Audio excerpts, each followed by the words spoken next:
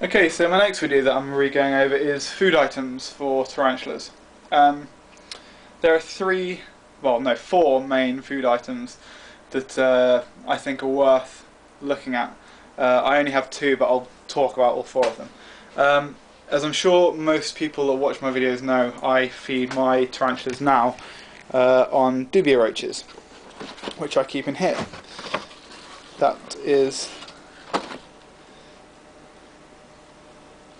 a sort of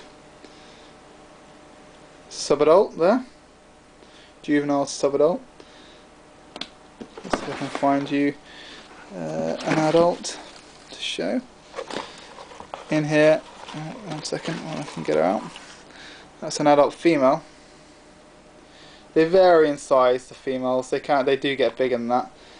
And the males are slightly smaller with wings. These things are, in my opinion, the best. I mean, roaches in general are very, very, very good food items. They pretty much eat anything that you'll give them for a start. This here is powdered cat food, cat biscuits. I just blend them up in a food processor. And in the other half I just give them an orange, which provides moisture, and it's apparently helps them breed, and it provides good vitamins and everything, which gets transferred over to the tarantula.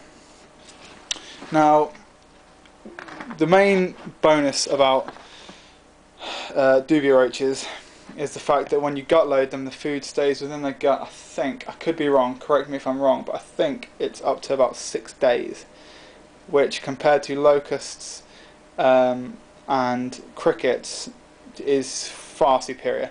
Those, I think you're looking to about 1 to 2 days gut loading maximum, absolute top end. They also have a much higher percentage of protein and fat than the cricket or the locust. One of the main negatives I find about crickets, there's two real things I don't like about crickets, to be honest. One is they stink really, really badly, they smell. And the second is a ravenous cricket, especially with spiderlings, can be the death of them. They will not hesitate to eat on a spiderling or a freshly molted tarantula. So you have to be very careful with making sure you remove the food item if it's not eaten, because if the tarantula sheds and you're not aware of a cricket being in there, you may sort of find your tarantula's dead. Here I've got some brown, small medium brown crickets. These I bought to feed my avicularia spiderlings when they shed out. So yeah, they're okay, to be honest. They're cheap, you get lots of them, but I wouldn't use these on a regular basis. Again, gut loading is a pain in the arse, and they're just a little bit more, I suppose, dangerous in certain ways than roaches are. Locusts. I used to use locusts a lot until I read an article, I think it was on RFUK, about basically they think that locusts hold a bacteria within the gut that can, I don't know exactly what it does, but it can cause the death of tarantulas if they eat it over a long period of time. You can gut load this out of locusts, but again it's a bit of a hassle, and I'm very good friends with the person that used to feed his spiders on locusts purely, and he had a lot of, in the past he's had a lot of spiders die of dyskinetic syndrome, and there's no evidence to suggest, there's no direct evidence to suggest, but it's certainly my suspicion. So I personally don't feed locusts anymore. Also, they're a little bit more lethargic than crickets, so sometimes it can take a long time for the spiders to find it because they don't move as much. And the final food item that I have used, and I know a couple of people do use on the internet, for anyone that watches John 3800, I think that's his username, are giant mealworms or Morio worms, and they pupate into beetles, and they're okay, very fatty, but they're good if you want to fatten up a tarantula for breeding, I suppose. But I personally would still use roaches, dubia roaches preferably, and you can get those from roachcolony.co.uk, which is where I bought mine, and I think they're really, really good company. I would highly recommend anyone buy from them. But yeah, that's sort of the main food groups that I'll go over. And like I said, I really would recommend roaches. They are by far the best, and they reproduce very readily.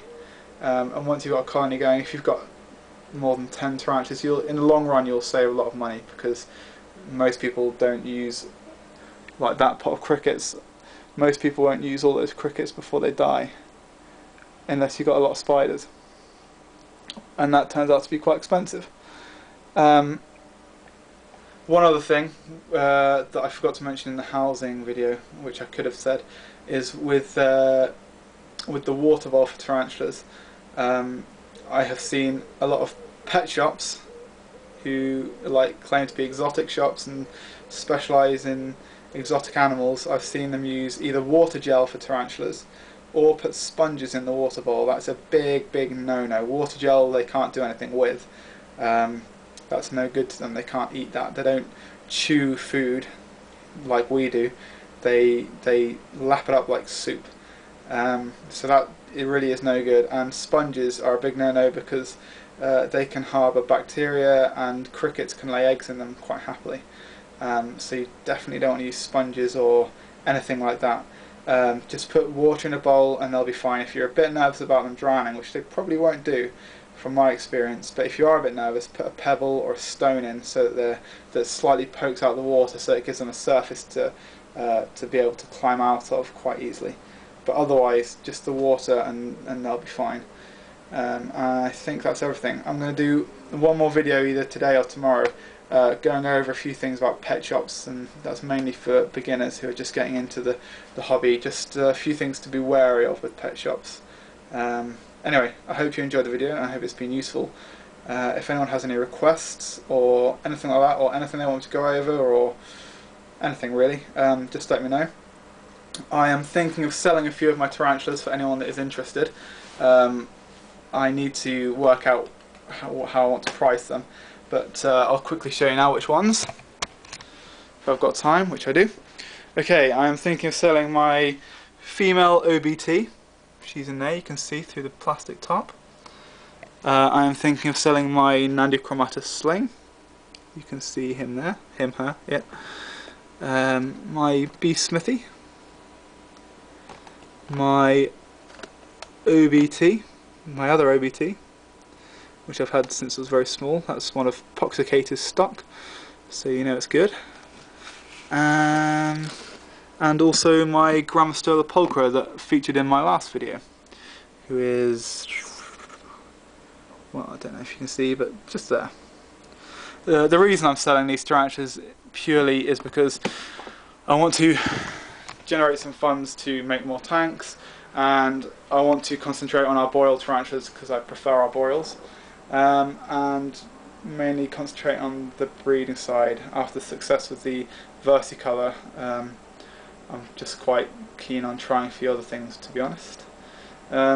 So once I work out how much I want for each spider, I shall make a video first of it, and if anyone's interested, let me know.